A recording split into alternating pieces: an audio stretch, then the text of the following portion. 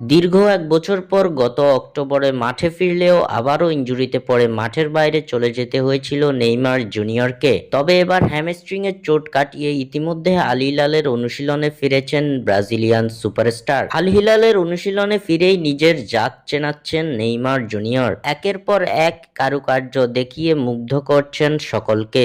Saudi ক্লাবটির হয়ে অনুশীলনে অদ্ভুত এক নজরকাড়া গোল করে ভক্তদের মাঝে আরও একবার মুগ্ধতা ছড়িয়েছেন নেইমার।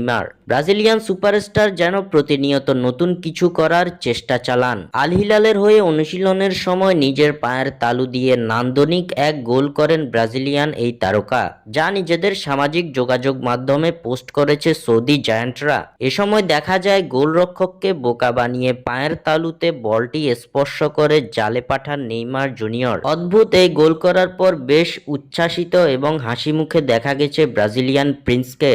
অনুশীলনে নেইমারের নিত্য নতুন এমন কারুকার্য আশা জাগাচ্ছে আল হিলালকে। দলে ফিরে নিজের জাদু অব্যাহত রাখবেন নেইমার, এমন প্রত্যাশা সৌদি ক্লাবটির।